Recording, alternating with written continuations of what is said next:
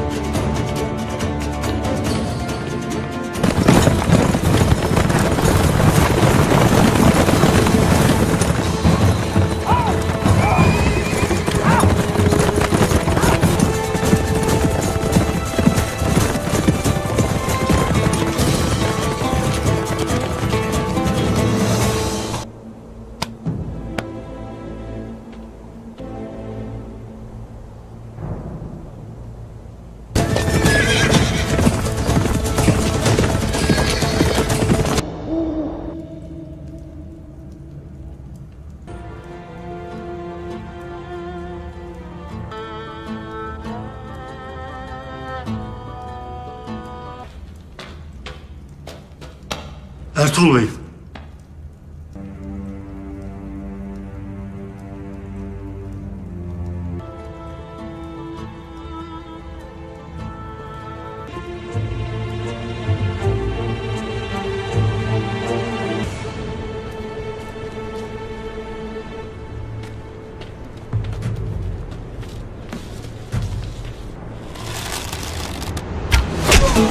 Ne oldu?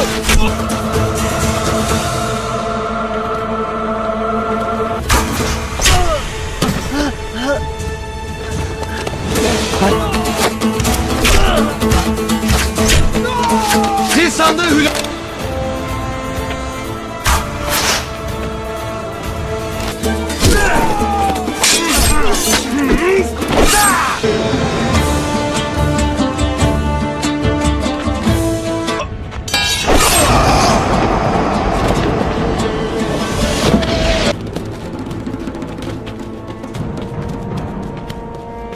Yok.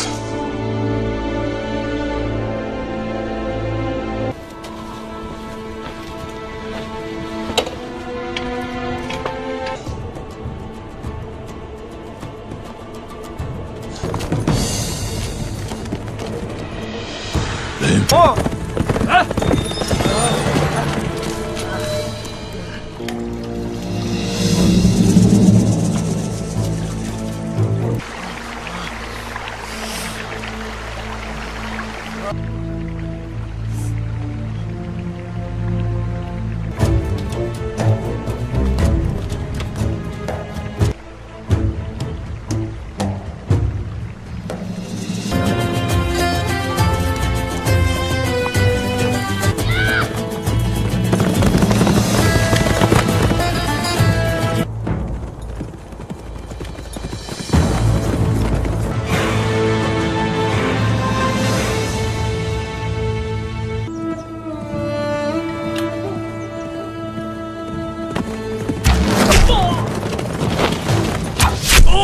Ne oluyor?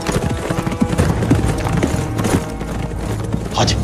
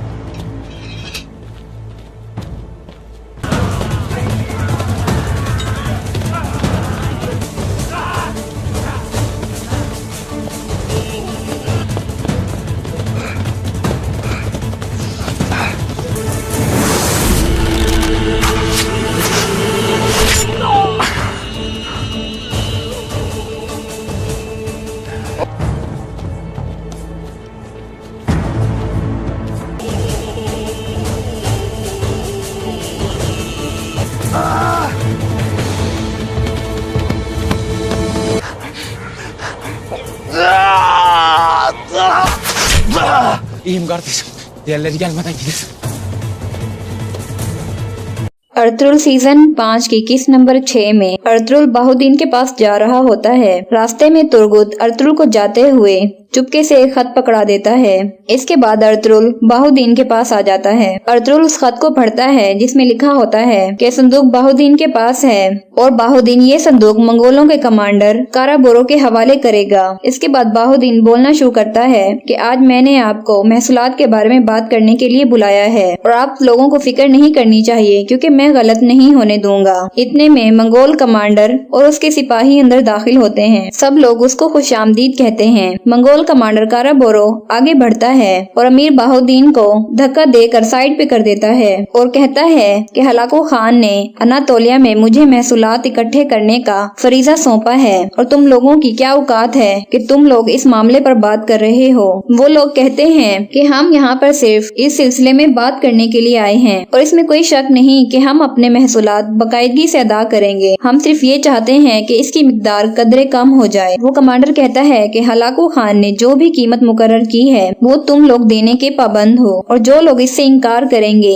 वो अपने अंजाम के जिम्मेदार खुद होंगे। उन मुअज़्ज़िज़ीन में से एक आदमी बोलता है कि हम अपने महसूलात अदा करने के लिए तैयार हैं, लेकिन मसला ये है कि हमें इस बारे में मशावरत करके किसी हद तक पहुंचना है। काराबोरो ये सुनकर आगे बढ़ता है और अपनी तलवार उस आदमी की गर्दन पर रखकर कहता है कि इसका सिर्फ एक ही हल है और अपनी तलवार से उसकी गर्दन उड़ा देता है और कहता है कि जो भी बहस करेगा उसका अंजाम यही होगा। इसके बाद वो बाहुदीन से कहता है कि वो चीज मेरे हवाले कर दो। बाहुदीन कहते हैं कि जी जरूर। इसके बाद बाहुदीन मंगोल कमांडरों के साथ चला जाता है। अगले सीन में बाहुदीन के सिपाही वो संदूक लेकर काराबोरो के पास आते हैं। काराबोरो अपनी खून आलूद तलवार को देखकर कहता है कि हलाकू खान बहुत सालों से इस संदूक के पीछे है। इसके बाद वो बाहुदीन का रुमाल निकालकर अपनी तलवार को साफ करता है। बाहुदीन कहता है कि मैं ये संदूक आपके हवाले कर रहा हूँ और मुझे यकीन है कि आप इसके बदले मुझे कोई न कोई इनाम जरूर देंगे। काराबोरो कहता है कि तुम फिक्र नहीं करो, हलाकू खान तुम्हें जरूर इनाम से नवाजेंगे। अर्तुल बाहर आकर तुर्गुत और बमसी से मिलता है और कहता है कि मैंने कभी भी अपने आप को इतना बेबस महसूस नहीं किया। अंदर इस मंगोल कमांडर ने हमारे 3 सरदारों को कत्ल कर दिया और मैं वहाँ पर कुछ भी न कर सका। उस मंगोल कमांडर को शुक्र अदा करना चाहिए कि वहाँ पर संदूक मौजूद था, वरना मैं इसका दिल चीरकर वहीं पर बाहर निकाल देता। इतने में वहाँ से सिपाही संदूक ले जाते हुए गुजरते हैं। अर्तुल उनके पीछे चला जाता है। वो सिपाही संदूक लेकर काराबोरो के हवाले कर देते हैं। कमांडर कहता है कि हमने बिला ताखीर किए इस संदूक को हलाकू खान तक पहुँचाना है। जाते हुए बाहुदीन उसको अल्लाह हाफिज कहता है। काराबोरो कहता है कि मेरे आने तक तुमने सारे महसूलात इकट्ठे कर लेने हैं। अगले सीन में वो बूढ़ा आदमी अपनी बेटियों के साथ खाना खा रहा होता है। इसके बाद वो अपनी छोटी बेटी से पूछता है कि नेहा तुम्हारा हार कहाँ है। वो कहती है कि बाबा वो मुझसे गुम हो गया है। ये कैसे हो सकता है, वो हार तुमने किस तरह से गुम कर दिया। वो अपने बाबा से कहती है कि बाबा क्या मैं उसको ढूंढने चली जाऊँ। उसका बाप कहता है कि खबरदार अगर तुमने एक कदम भी कबीले से बाहर रखा। उस बूढ़े आदमी की तबीयत खराब होने लगती है। इसके बाद उसकी बेटी उसको लिटा देती है और दवाई निकाल कर उसको पिलाने लगती है, जिस जिसमें ड्रैगस का एक सिपाही जहर मिलाकर गया होता है। अगले सीन में मंगोल सिपाही वो संदूक लेकर जा रहे होते हैं और अर्तुल और उसके साथी भी उसका ताकुब कर रहे होते हैं। इतने में मर्गन अर्तुल के रास्ते में आ जाता है। अर्तुल अपने सिपाहियों से कहता है कि मर्गन अब से हमारा साथी है और वो हमारे साथ होगा और अब हमने मंगोलों का पीछा करना है। अगले सीन में नेहा बहुत उदास खड़ी होती है। उस्मान उसके पास आता है और उससे पूछता है कि क्या मसला है। वो कहती है कि मेरे बाबा की तबीयत मेरी वजह से खराब हो गई है क्योंकि उन्होंने मुझे एक हार दिया था, लेकिन मैं उसको संभाल न सकी और वो मुझसे गुम हो गया। वो हमेशा मुझे उसको छुपा कर रखने का कहते थे। जब शायद उन आदमियों ने हमें पकड़ा था वो मुझसे खो गया और अब मैं बहुत परेशान हूँ और मैं कबीले से बाहर भी नहीं जा सकती क्योंकि बाबा ने कहा है कि वहाँ खतरा है। उस्मान कहता है कि तुम फिक्र नहीं करो, मैं तुम्हें वो हार लाकर दूंगा। नेहा कहती है कि अगर बाबा गुस्सा हो गए कि मैंने तुम्हें हार के बारे में बताया तो उस्मान कहता है कि तुम फिक्र नहीं करो, मैं हार का जिक्र किसी से भी नहीं करूंगा। अगले सीन में गवर्नर यानीज अपने सिपाही के साथ मौजूद होता है और उससे कहता है कि त्यूकलस ने आखिर इतना वक्त क्यों लगा दिया। उसको पता है कि हम यहाँ उसका इंतजार कर रहे हैं और सिपाही से कहता है कि तुम जल्दी से जाओ और उसे ढूंढ कर लाओ क्योंकि वो हमारे लिए बहुत अहम है। या तो हम त्यूकलस को ढूंढ लेंगे या फिर हमारे लिए आगे बहुत बड़ी जंग है। इतने में गवर्नर की बेटी ईरानी अंदर दाखिल होती है। गवर्नर उससे हाल चाल पूछता है। उसकी बेटी कहती है कि बाबा मैं हर वक्त महल में रहती हूँ और बाहर नहीं जाती, मैं बहुत उकता गई हूँ। गवर्नर कहता है कि ठीक है, तुम थोड़ी देर के लिए बाहर चली जाओ लेकिन तुम ज्यादा दूर नहीं जाओगी। अगले सीन में अर्तुल अपने साथियों के साथ गार में मौजूद होता है। तुर्गुत उससे पूछता है कि भाई उमर को सोगोत भेजने के पीछे इनका क्या मकसद हो सकता है। अर्तुल कहता है कि वो चाहते हैं कि वो मुझसे मेरा फरीजा छीन लें, फिर वो इन सबको सोगोत में आबाद कर देंगे। जरूर इनके पीछे इनके इरादे खतरनाक हैं। वो उमर को हमारे खिलाफ करना चाहते हैं ताकि वो फिर मुझसे सरदार आला की हुक्मरानी छीन सकें और हमें वहाँ से निकाल बाहर करें। और सरदार उमर को उन्होंने भेजकर हमारे खिलाफ अपनी पहली चाल चली है। हम लोग अनातोलिया की आखिरी उम्मीद हैं और वो लोग इस उम्मीद को खत्म करना चाहते हैं और हमने इनका भरपूर मुकाबला करना है। इतने में अंदर अब्दुर्रहमान दाखिल होता है और अर्तुल को बताता है कि हमने उन मंगोलों को हर तरफ से घेर लिया है। 2 लोग मजीद उनके पास बात करने के लिए आए थे, लेकिन जो लोग वहाँ पर आए वो लोग मंगोलों के लिबास में नहीं थे। मर्गन कहता है तो फिर वो यकीनन जासूस होंगे। अर्तुल कहता है इससे जाहिर होता है कि वो 2 लोग ही संदूक को हलाकू खान के पास लेकर जाएंगे। तुर्गुत कहता है कि वो लोग अपने निशाना छुपाने की मंसूबा बंदी कर रहे हैं। संदूक को वो दूसरे हाथों में मुंतकिल करके हलाकू खान तक पहुंचाएंगे। अर्तुल कहता है सुबह होते ही हम लोग इनको घेर लेंगे और इन 2 मंगोल जासूसों को संदूक ले जाने से पहले ही पकड़ना है। और अब्दुर्रहमान से कहता है कि तुम इन पर गहरी नजर रखो। और यूं ये किस्त अपने इख्तिताम को पहुंचती है। आज रोहिना का फ़ोन आया था। रात के खाने की मेज़ पर अबीहा ने वलीद को बताया। वेरी गुड, क्या कह रही थी, कैसी है वो? वलीद का ध्यान खाने की तरफ था। बता रही थी कि सादिया आंटी अगले हफ्ते शादी की डेट फिक्स करने आना चाह रही हैं। इसी सिलसिले में मम्मी ने आपसे बात करनी है। अच्छा, फिर पहले मैं कॉल कर लूँ, बाद में खाना ख़त्म करूँगा। वो डाइनिंग रूम से निकलकर लाउंज में आ बैठा। हेलो मम्मी, अस्सलाम वालेकुम, कैसी हैं आप? वो माँ की आवाज़ सुनकर खुशगवार लहजे में बोला। अभी वहीं चली आई। वलीद फ़ोन पे मसरूफ़ था। वो चुपचाप एक जानिब सोफ़े पर बैठ गई। जी वेरी गुड, ज़रूर मम्मी, कोशिश करूँगा सितंबर की तारीख़ दे दें। मम्मी जी मुझे छुट्टियाँ मिल जाएंगी। जी वो खाला आ रही हैं। अच्छा चलें, ठीक है, आप लोग भी आ जाना, फिर अभी को भी कंपनी मिल जाएगी। हाँ ठीक है जी, डाइट भी प्रॉपर है। जी मम्मी, मैं इतना भी केयरलेस शोहर नहीं हूँ। चलें ठीक है, ओके, सबको मेरा सलाम दीजिएगा, अपना ख्याल रखिएगा। ओके, अल्लाह हाफिज़। वो बहुत खुशगवार मूड में बात ख़त्म करके इसकी तरफ मुतवज्जो हुआ। मम्मी को ये फ़िक्र है कि कहीं मैं तुम्हारी तरफ से लापरवाही तो नहीं बरत रहा। वो हंसकर बोला। मम्मी बहुत अच्छी हैं। वो भी मध्यम सा मुस्कराई। आखिर को मेरी मम्मी हैं। वो फ़र्जी कॉलर झाड़ कर बोला, फिर उठ खड़ा हुआ। तुमने खा लिया खाना? जी।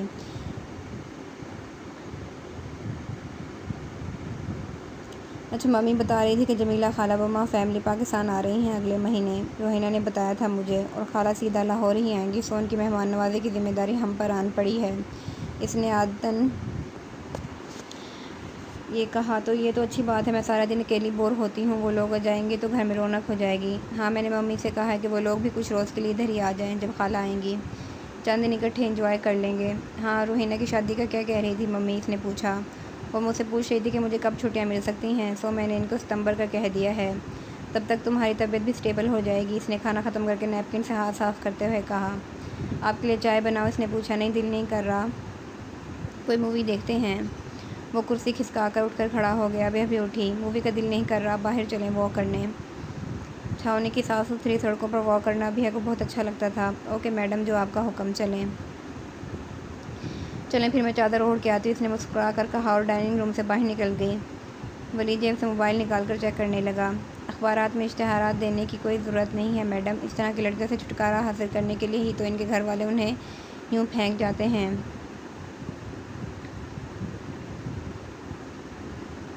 मेरी माँ ने तो इस बेचारी को कराची भेज दी, इधर अपना घर में जहाँ इतने लावारिस पल रहे हैं ये भी पल जाएगी। 3-4 दिन की ऊपरी कार्रवाइयों के बाद थाने के इंचार्ज ने मैडम आमना को मशवरा दिया था। एक लावारिस अपने नाम तक से नाशना लड़की के वारिसिन को ढूंढने में किसी को क्या दिलचस्पी हो सकती थी। मैडम आमना को भी मशवरा बेहतर लगा और इस लड़की को चंद दिनों के अंदर कराची भेज दिया गया। यहाँ न्यूरो सर्जन ने इसका बाकायदा तफसीली मुआयना करके ये रिपोर्ट दी कि किसी शदीद शौक के बायस ये लड़की जुज़ी तौर पर अपनी याददाश्त खो चुकी है। इनके मुताबिक ऐसे मरीज़ों की याददाश्त धीरे धीरे बहाल हो सकती है और ये भी मुमकिन है कि ये सारी उम्र ऐसे ही बिता दें। अपना घर में रज़ाकाराना तौर पर काम करने वाली ख़वातीन ने मुश्तरका मशावरा से इस लड़की का नाम सलमा रख दिया था और उसे ज़िंदगी की तरफ वापस लाने की कोशिश करने लगी।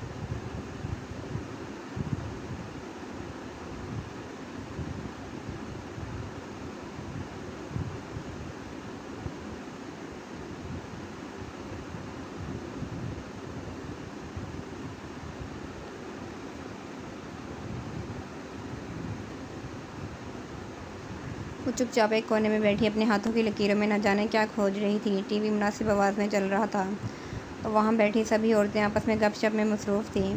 भारतीय फ़ौज की नकियाल सेक्टर पर बिलाश्तार फायरिंग, 5 सिपाही ज़ख्मी। न्यूज़ कास्टर की तेज़ सायरन की जैसी आवाज़ पर इस लड़की ने झटके से अपना झुका हुआ सर ऊपर उठाया। वो पलकें झपकाए बगैर टीवी स्क्रीन की जानिब देख रही थी।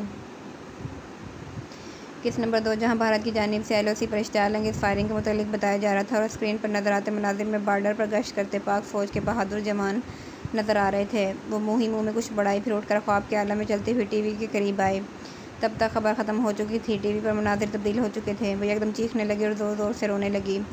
हंसती मुस्कुराती औरतें इसकी जानिब मतवज्जा हो गई। वो मुँह से कुछ नाकाबिले फ़हम सी आवाज़ें निकाल कर रो रही थी। अरे क्या हुआ? मीना नामी उधेड़ उर्मर औरत ने इसके दोनों हाथ मजबूती से थाम लिए। वो टीवी स्क्रीन की जानिब इशारा करते हुए टूटे फूटे लहजे में बोली, बस बेटा बस, चलो इधर बैठो, टीवी बंद कर दो लड़कियों और इसके लिए पानी लाओ। उन्होंने लड़कियों को हिदायत जारी करते हुए उसे सोफे पर बिठाया। लो बेटा पानी पियो। अमीना ने पूरी शफ़क़त अंदाज में गिलास उसके लबों से लगाया और डरी डरी नज़रों से इधर उधर तकते हुए खटाखट सारा गिलास चढ़ा गई और फिर सोफ़े की पुश पर सर रखकर हाँफने लगी। कुछ खाओगी बेटा? उन्होंने नरम लहजे में उसे मुखातिब किया। नहीं, वो चौंक कर बोली, फिर उठकर कमरे से निकल गई। बेचारी अमीना के मुंह से बेख्तियार निकला था। बाकी सबके चेहरों पर भी इस लड़की के लिए रहम और हमदर्दी के तासुरात थे। महज एक दिन की छुट्टी लेकर वलीद अबिया के साथ इस्लामाबाद आया था। इसी रोज़ शाम को रोहिना की सास आई और बाहमी मुशावरत के साथ सितंबर की 15 तारीख तय कर दी गई। वलीद को लाहौर के लिए निकलना था मगर अबिया 1-2 दिन अपने मेके में गुजारना चाहती थी। वलीद ने कोई एतराज़ न किया और सुबह सुबह लाहौर के लिए निकल गया। अबिया दोपहर के वक्त ड्राइवर के साथ अपने मेके चली आई। आमिर और अब्बू घर पर न थे। दादो और अम्मी सहन में तख्त पर बैठी बातें कर रही थी। वो भी सलाम करके वहीं बैठ गई। खाती पीती नहीं है कि इतनी कमज़ोर हो गई है? दादो ने फ़िक्रमंदी से इसके चेहरे की जानिब तकते हुए पूछा। ये तो सदा की लापरवाह है अम्माजान, अम्मी ने उठकर किचन की तरफ जाते हुए कहा। अपना ख्याल रखा कर बेटा, दादो ने नरम लहजे में कहा तो इसने सर हिला दिया। वलीद तेरा ख्याल नहीं रखता क्या? कुछ लम्हों बाद दादो ने राजदाराना लहजे में पूछा तो वह हंस दी। वो तो बहुत ख्याल रखते हैं मेरा, दादो, मगर इनके पास वक्त की किल्लत होती है, इसलिए मुझे अपनी सेहत की तरफ से लापरवाही बरतने का मौका मिल जाता है, इसने मज़े से बताया। बहुत फ़ख्र की बात है ना? अम्मी ने किचन से आते हुए उसे घूरा। उन्होंने हाथों में एक प्लेट थाम रखी थी जिसमें सेब काशों में काट कर सलीके से रखे हुए थे। उफ़ अम्मी, मैंने नहीं खाना सेब, चाय पिलवा दें। इसने बुरा सा मुंह बनाया। अम्मी ने प्लेट इसके सामने फ़र्श तक पर रख दी। कोई नहीं पीनी चाय, चाय से सेहत थोड़ा ही बनती है, ये लो खाओ। उन्होंने ज़बरदस्ती एक काश इसके मुंह में ठोंसी तो वरना चार खाने लगी। मैं अपने ससुराल से इधर इसलिए आई थी कि यहाँ ताज़ी मिलेगी, मगर ना जी, वहाँ आंटी और रोहिना को फल ठुसाने का मुझे ख़ास शौक़ है और इधर आप। शुक्र अदा कर अल्लाह का, नाशुक्री किस्मत वालों को ऐसे ससुराल मिलते हैं। दादो ने फ़ौरन उसे टोका था। अरे दादो, शुक्र तो हर वक्त करती हूँ अल्लाह का, मगर कुछ नहीं, फजूल बातें मत सोचा कर। अम्मी ने इसकी बात काटी और एक और काश इसके मुँह में ठोंस दी।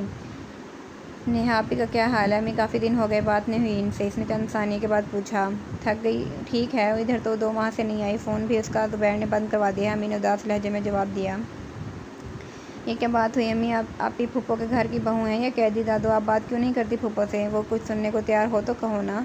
दादो ने भी मायूसी से कहा। आप तो इस तरह मत कहें दादो, आप सबसे बड़ी हैं, फूफो पर आपकी बात का ज़रूर असर होगा। कोई असर नहीं होता इस पर, आपा तो अब परों पर पानी भी नहीं पड़ने देती। तुम्हारे अब्बू गए थे पिछले हफ्ते, मगर ज़ुबैर और आपा ने बजाय उनके कुछ सुनने के नेहा की शिकायतों के अंबार लगा दिए। आपा ने तो यहाँ तो कह दिया कि उन्हें इस तरह की बहू की कोई ज़रूरत नहीं है, चाहे तो नेहा को हमेशा के लिए अपने साथ ले जाएं। तुम्हारे अब्बू बेचारे भी क्या करते, चुपचाप वापस चले आए। बेटी ब्याह कर हम तो अपने हाथ कटा बैठे हैं। अम्मी जाने कब से भरी बैठी थी, इसके सामने फटी तो पड़ी थी। ये तो बिल्कुल गलत तरीका है फूफो लोगों का। ये तो यूँ लगता है जैसे हमारी फैमिली से कोई पुराना बदला निकाला है। तेरी शादी जमीला की नंद के बेटे से ना करने का बदला ले रही है, और क्या? दादो ने जले हुए अंदाज में कहा तो अभी का हलक तक कड़वा हो गया। वैसे आमिर बिल्कुल ठीक कहता है कि फूफो पूरी ड्रामा क्वीन है। वो बुरा समूह बनाकर बोले तो कोई कुछ ना बोला। मेरे ख्याल के मुताबिक आपको अपनी शादी की शॉपिंग के लिए कपड़ों की ख़रीदारी लाहौर से करनी चाहिए। वहाँ वैरायटी भी बहुत अच्छी मिलती है और इस्लामाबाद के मुकाबले पे दाम भी मुनासिब होते हैं। वो रोहिना टीवी लाउंज में बैठी रोहिना की मुतवक्का शादी की तैयारियों के मुतालिक गुफ्तगू कर रही थी जब अभिया ने उसे मशवरा दिया। करीब ही काउच पर शीज़ा नीम दराज टीवी देख रही थी। अभिया की बात पर इसने गर्दन घुमाकर इसकी तरफ देखा, जो इस वक्त सफ़ेद रंग के सादा से काटन के शलवार कमीज़ में मलबूस बिल्कुल आम सी नज़र आ रही थी। अक्षरा और अनारकली से तुम शॉपिंग कर सकती हो अभिया, हमें मिडिल क्लास औरतों की तरह दुकानदारों से कीमत पर झगड़ना नहीं आता। बज़ाहिर मुस्कुराते हुए इसने दरहकीकत इस पर तंज किया था। मैं अक्षरा या अनारकली की बात कर भी नहीं रही शीज़ा भाभी, मैंने अब तक कैंट एरिया के अलावा कुछ देखा ही नहीं लाहौर में। वलीद बताते हैं कि कपड़ों की शॉपिंग के लिए लाहौर बेस्ट है, इसने सादा लहजे में जवाब दिया। शीज़ा एक लम्हे को चुप हो गई। शायद वो ये भूल गई थी कि सामने बैठी लड़की अवाम से मिडिल क्लास अभिया नहीं बल्कि कैप्टन वलीद हसन की बीवी थी।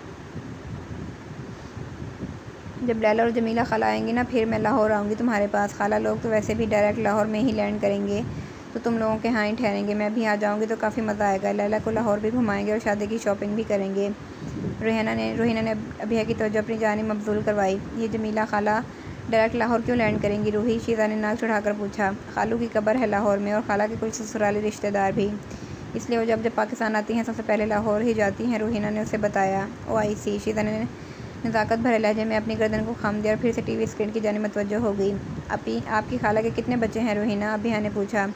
बस एक बेटी है लैला, वली भैया की हम उम्र हैं। अच्छा, असल में खालू हमेशा से कनाडा में ही मुकीम थे। लैला भी वहीं पैदा हुई। जब वो 2 साल की थी तो खालू के किसी काम से चंद दिनों के लिए पाकिस्तान आना पड़ा और अपने क़याम के दौरान ही एक रोज़ अचानक हार्ट अटैक से उनकी वफ़ात हो गई। तब खाला को सबने कहा कि वो मुस्तक़िलन पाकिस्तान आ जाए, मगर वो चंद दिन यहाँ गुजार कर वापस चली गई। खालू की काफ़ी जायदाद थी, सो उनके लिए वहाँ रहना भी इतना मुश्किल ना था। खाला लैला को कभी पाकिस्तान नहीं लेकर आई, उन्होंने इसको बिल्कुल वहाँ के माहौल के मुताबिक पाला है, मुकम्मल आज़ादी के साथ। रोहिना ने उसे तफसील बताई। यानी आप अपनी कज़न से कभी नहीं मिली? नहीं, फ़ेस टू फ़ेस तो कभी मुलाकात नहीं हुई, मगर वीडियो कॉल पर काफ़ी बार बात होती रही है। She is nice girl, dress designer है एंड यू नो वो स्पेशली तुमसे मिलने पाकिस्तान आ रही है। मुझसे मिलने? अभी है कोई हैरत हुई। हाँ, वो एक्चुअली वली भाई से बहुत इंस्पायर्ड है। हालांकि वली भैया से उसकी 1-2 बार ही बात हुई होगी, मगर वो इनके कल्चर्ड और मैनर्ड अंदाज से बहुत मुतासिर हुई। जब से इसने तुम्हारे मुतालिक सुना है तो उसे तजस्सुस है कि वो लड़की कौन है जिसने वलीद हसन के दिल को फ़तह कर लिया। मैंने तो कहा था कि तस्वीरें भेज देती हूँ, मगर इसने कहा कि वो खुद आकर तुमसे मिलेगी। रोहिना ने मुस्कुराते हुए इतला दी। मायूसी ही होगी इसको। वैसे शीज़ा ने तंज़िया लहजे में लुकमा दिया तो अभिया के चेहरे के रंग तारीक हो गया। वो एकदम उठी और कमरे से चली गई। बुरी बात है शीज़ा भाभी, आपको इस तरह नहीं कहना चाहिए था। रोहिना ने तासुस लहजे में कहा, मैं तो सच कहती हूँ जी नहीं, आप इसकी दिल आज़ारी करती हैं। रोहिना को इसका हद तक अंदाज़े का आंक न भाया था तो फ़ौरन जिता दिया। जवाबन शेज़ा ने लापरवाही के इज़हार में शाने झटके और टीवी स्क्रीन की जानिब मुतवज्जो हो गई। रोहिना तासुस से सर हिलाते उठकर कमरे से चली गई। 2 दिन का कहा था, आज 3 दिन हो गए हैं, कब वापस आओगी तुम? वलीद इसके सामने था, कुछ खफा सा। अभी ने लैपटॉप की स्क्रीन ज़रा आगे की तरफ झुकाई और बिस्तर के ग्राउंड से टेक लगा ली। कल आ जाऊँगी, रहने दो, मेरा परसों पिंडी का चक्कर लगेगा तो वापसी पर तुम्हें साथ ले जाऊँगा। ये तो बहुत अच्छा है, मुझे रोहिना के साथ मज़ीद कुछ वक्त मिल जाएगा, वो मज़े से बोली। रोहिना के साथ वक्त गुजारने की कितनी खुशी हो रही है। चंद बाद वो ब्याह कर अमेरिका चली जाएगी। वलीद, फिर कहाँ मौका मिलेगा इनसे मिलने का? अरे तो अमेरिका कौन सा दूर है, तुम दिसंबर की छुट्टियों में से मिलने चली जाया करना। वलीद ने चुटकी बजाते हल पेश किया। वाह, बड़े फालतू पैसे हैं आपके पास, सब कुछ तुम्हारा ही है। वैसे आपकी इत्तला की अर्ज़ है कि मुझे आपके पैसों से नहीं, आपकी ज़रूरत है। बड़े एक्टर हैं आप। वलीद इसने बामुश्किल हंसी रोककर कहा, ज़्यादा खी मत करो, अब सो जाओ, काफ़ी टाइम हो गया है।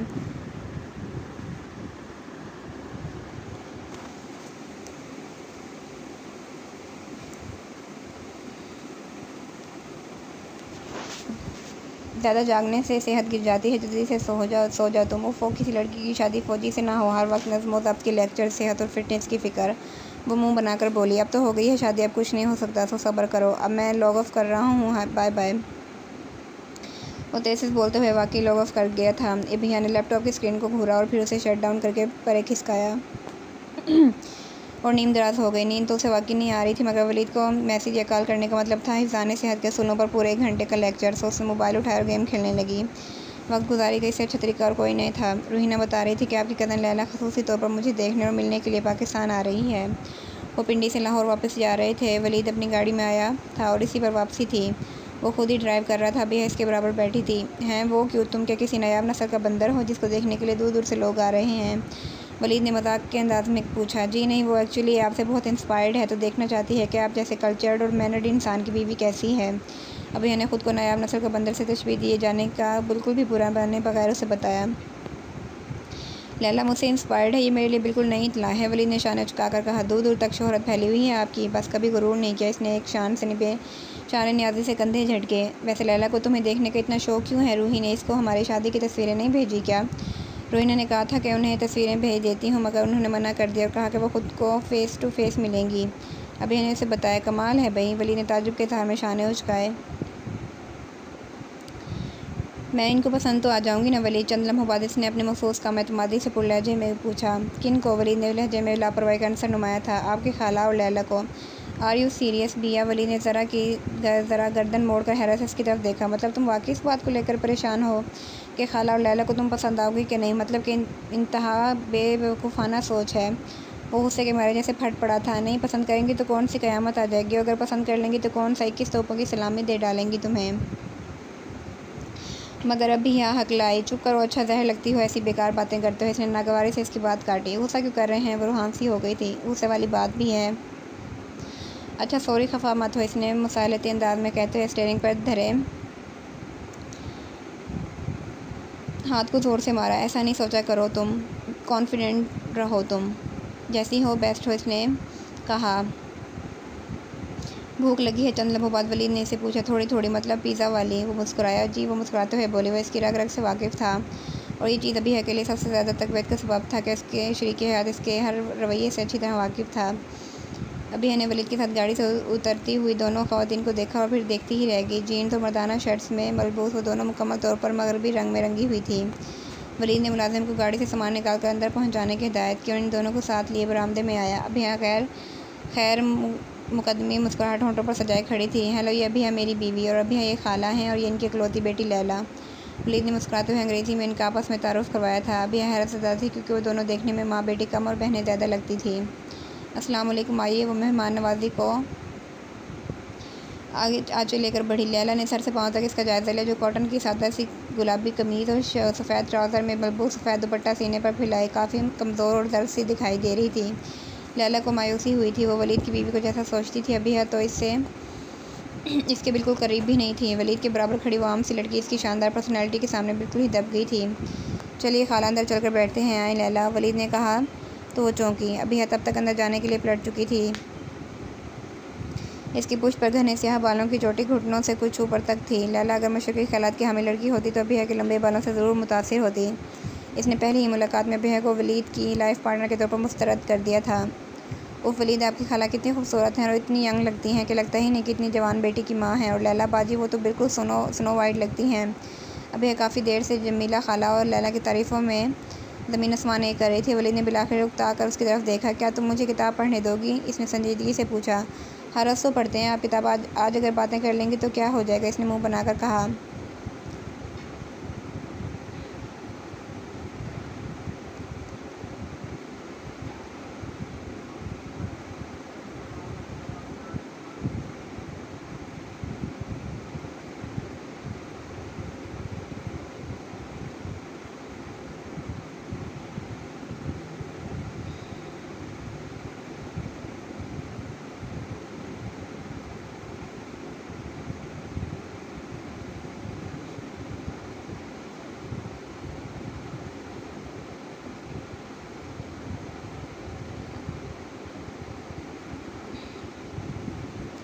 अगले रोज़ रूहीना, बमा, शकीला बेगम और शीदा लाहौर चली आई थी। इन सब के आते ही घर में खूब रौनक लग गई थी।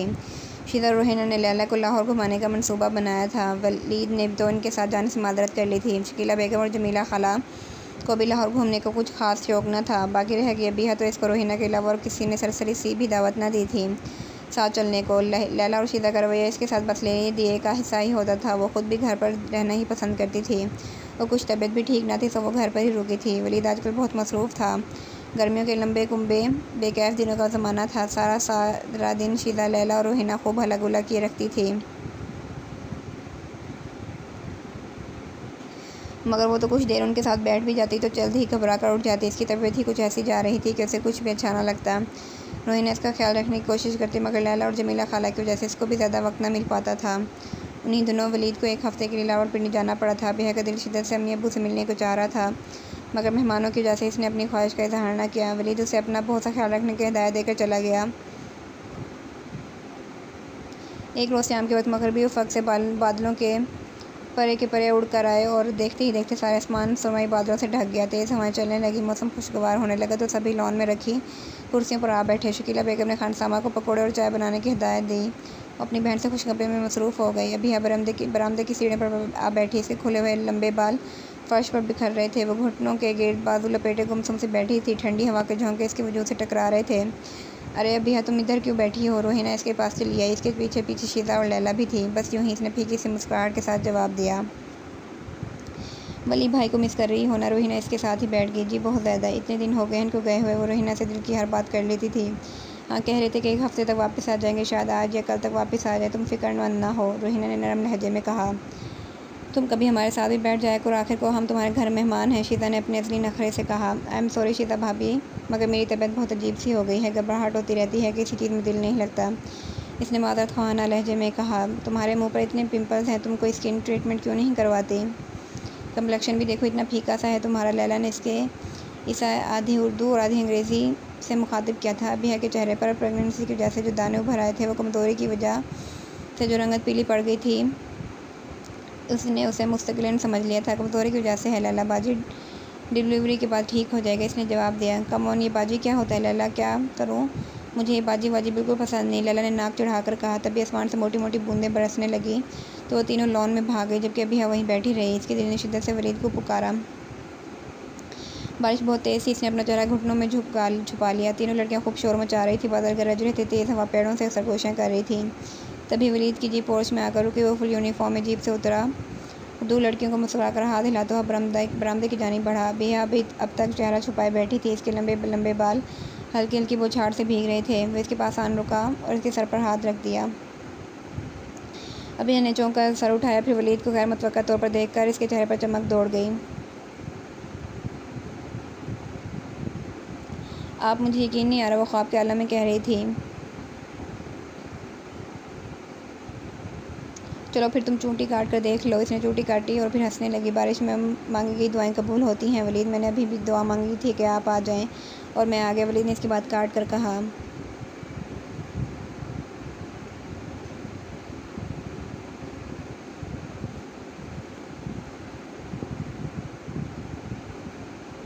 वलीद आपको आंटी बुला रही हैं। और रात के खाने के बाद अपने कमरे में बैठे किताब पढ़ रहा था जब अबिया ने उसे आकर इत्तला दी।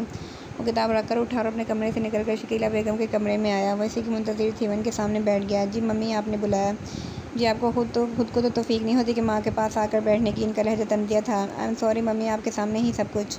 मेरे पास वक्त ही नहीं होता, इसने सर झुकाकर अदब से कहा। पहले भी आपके पास वक्त नहीं होता था वली, मगर आप फैमिली के लिए वक्त निकालते थे।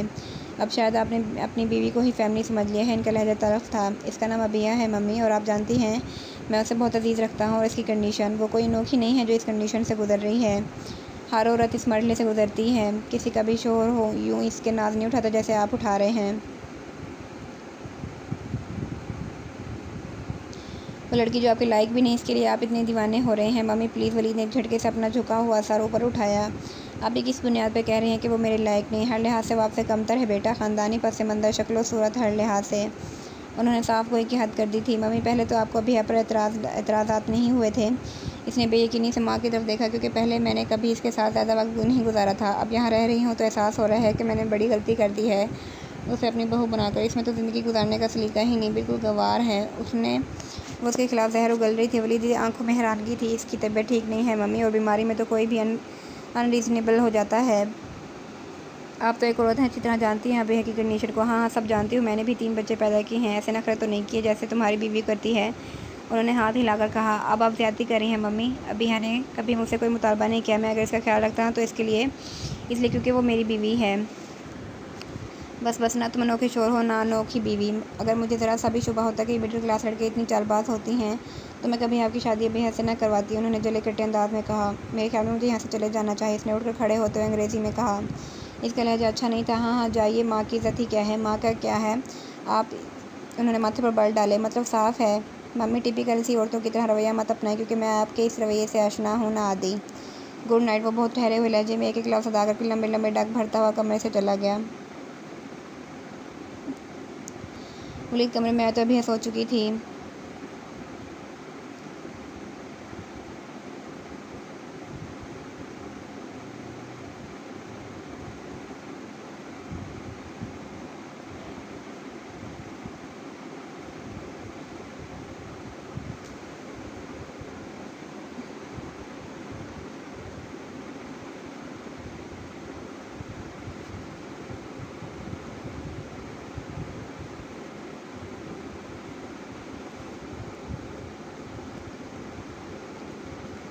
आप लोगों की शॉपिंग कहाँ तक पहुँची मम्मी? इतवार का दिन था और शाम की चाय पर वलीद भी मौजूद था। काफ़ी खुशगवार माहौल में चाय का दौर चल रहा था।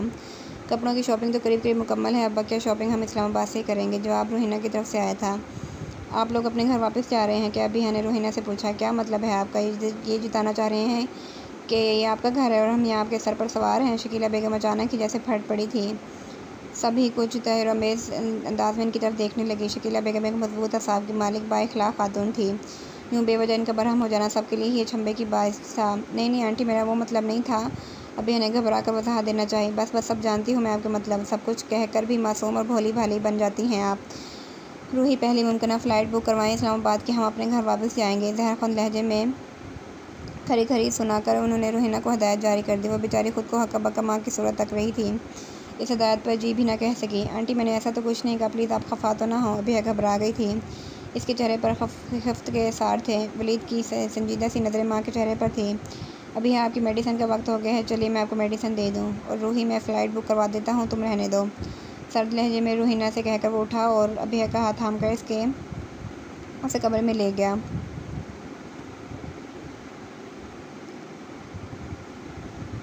आप आंटी को रोक लें वलीद, इनको यूँ ना जाने दें। हम मुसलसल यही राग अलाप रही थी। सो जाओ भी है। वलीद की तवज्जो अपने मोबाइल की जानिब थी।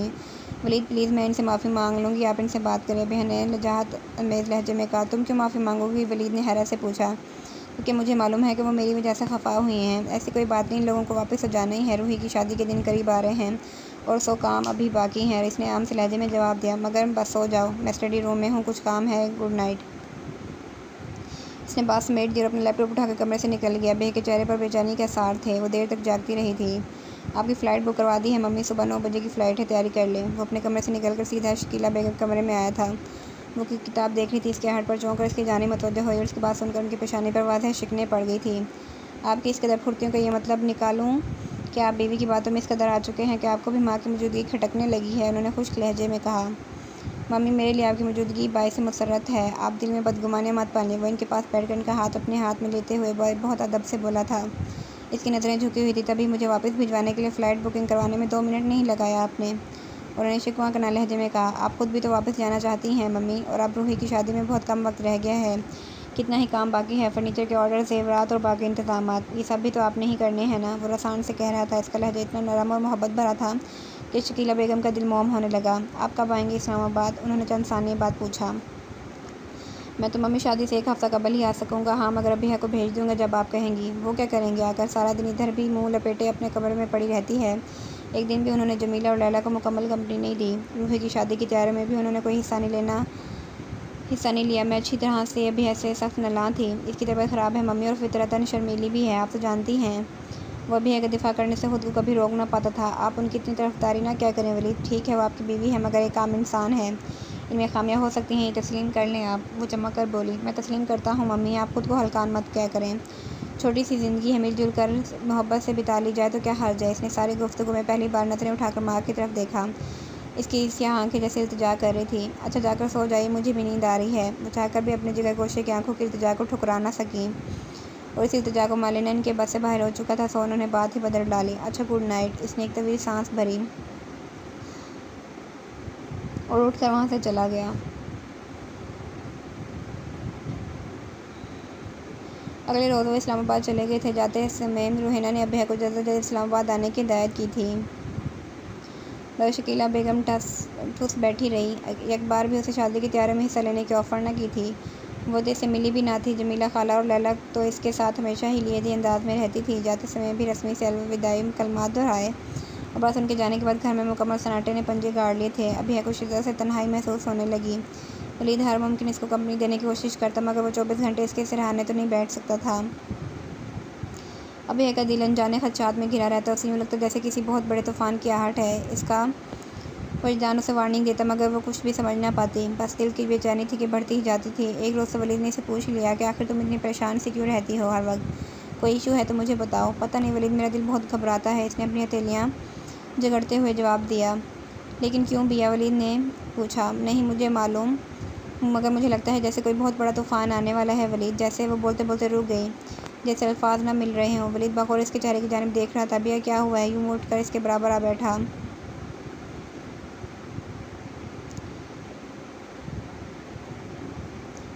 मैं तुम्हारे साथ हूँ, फिर तुम्हें किस बात की फ़िक्र है, और किसी तूफ़ान से डरने की क्या ज़रूरत है? मैं हूँ हर तूफ़ान से मुकाबला करने के लिए, और तुम क्यों हर वक्त डरती रहती हो? इसके हाथ अपने हाथ में लेते हुए इसने कहा। इसके लहजे में सच्चाई थी। अबिया ये सुनकर मुतमईन हो गई।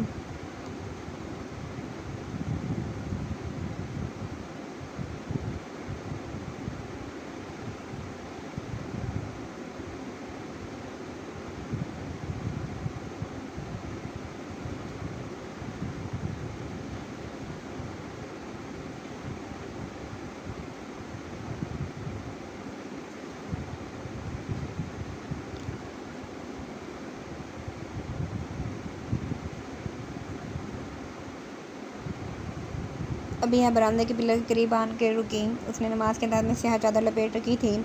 उसके हाथ में एक सफ़ेद तस्बीह थी जिसके दाने गिराते हुए ज़ेरे लब कोई वर्द कर रही थी। वो कुछ लम्हे पिलर के पास खड़ी रही, फिर ज़ीने तय करके लॉन पर उतर आई और धीरे धीरे टहलने लगी। माहौल में अभी कुछ हिद्दत बाकी थी, मगर हल्की हल्की हवा में इतनी तपिश न थी। वो तस्वीर पढ़ती टहलती रही। कुछ ही देर गुजरी होगी कि एकदम तेज़ हवा चलने लगी। साथ ही फ़िज़ा में बारिश की मीठी सी बास भी बिखर गई। अबिया ने उफ़क़ पर नज़रें दौड़ाई। मशरिक़ की जानिब से गहरे सुरमई बादल उड़कर आसमान पर इकट्ठे हो रहे थे। उसके दिल को मुसर्रत सी महसूस हुई। पिछले 2 हफ़्तों से शदीद गर्मी की लहर ने सारे पंजाब को अपनी लपेट में ले रखा था, तो अब बादलों की झलक ने एक अचानक सी खुशी दी थी। वो वैसे भी इस्लामाबाद और रावलपिंडी के खुशगवार मौसम की आदी थी।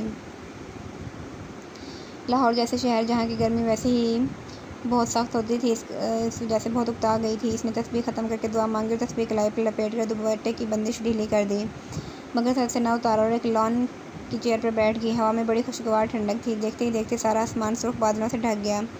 अभी का मूड बहुत अच्छा होता जा रहा था। उसने मुलाज़िम को आवाज़ देकर अपना मोबाइल कमरे से मंगवाया और उसे अपने लिए जूस में आने की हिदायत करके भेज दिया। मोबाइल पर वलीद का नंबर डाल करके मोबाइल कान से लगाया। बेल जारी थी, मगर वो कॉल अटेंड न कर रहा था। जल्दी आ जाए, इसने पैगाम लिखकर हाथ थमाया क्योंकि इसका जवाबी पैगाम फ़ौरन ही आया था। क्योंकि मैं कह रही हूँ, इसने जवाब भी टाइप किया। मेरे मेजर साहब मेरी कारकर्दगी से बहुत खुश हैं, तो इसका मतलब ये नहीं है कि मैं ड्यूटी टाइमिंग में अपनी बीवी से गप्पें लगाता रहूँ।